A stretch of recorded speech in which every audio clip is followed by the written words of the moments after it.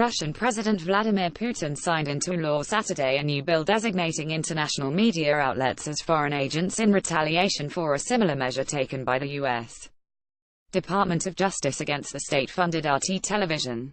The U.S. government and intelligence community have accused RT, formerly known as Russia Today, of being a propaganda outlet for the Kremlin. It was specifically accused of spreading false information during the 2016 presidential election. The Russian law labels media outlets as foreign agents if they receive funding from abroad, the government-owned TASS news agency reported. Any media outlets designated as such will be subject to the same restrictions and responsibilities currently applied against NGOs, or non-government organizations. It appeared that the law did not distinguish between private and corporate funding from abroad and foreign government funding. Andrei Klishas, chairman of the Russian Federation Council's Committee for Constitutional Legislation and State Construction, said the law does not violate constitutional rights, according to TASS. He said it does not introduce censorship, but enshrines additional obligations for mass media outlets designated as foreign agents, the news agency reported. Klishas noted the law does not target Russian media outlets, only foreign ones. The Russian Justice Ministry, acting last week in anticipation of the law's passage, warned the U.S. government-funded Voice of America and Radio Free Europe Radio Liberty, along with its regional outlets, that they could be designated as foreign agents under the new measure. 2 weeks ago, RT was pressured by the U.S. Justice Department to formally register under the Foreign Agents Registration Act, known as FARA, or face the likelihood it would be shut down. The U.S. government singled out RT because it accepted operating payments from a Russian government entity called ANO TV Novosti. Americans have a right to know who is acting in the United States to influence the U.S. government to public on behalf of foreign principals, Acting Assistant Attorney General for National Security Dana J.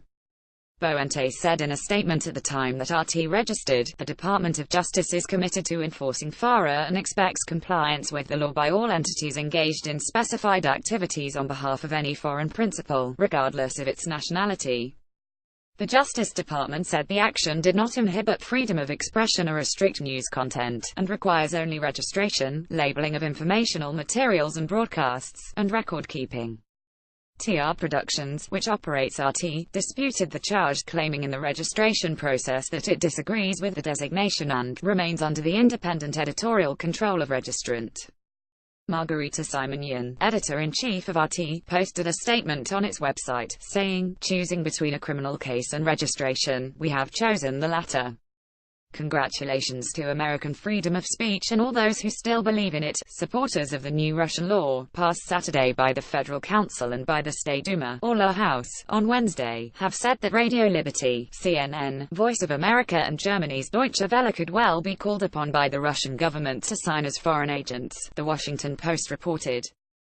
Sputnik News, the government-controlled news agency formerly known as RIA Novosti, reported Saturday that the Kremlin may also use its new media law to respond to reports that the European Parliament has allocated $1.3 million for a European Union anti-propaganda unit targeting alleged Russian fake news. The East Stratcom task force will receive money directly from the EU budget for the first time since it was set up in 2015, according to The Guardian, a British newspaper.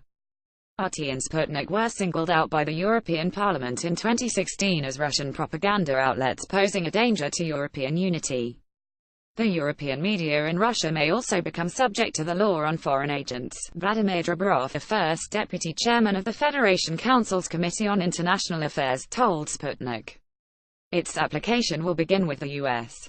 media, but if Europeans will resort to the same practices against Russian media as the U.S. does, they will receive a similar answer. Reader, share this story https://usat.ly/5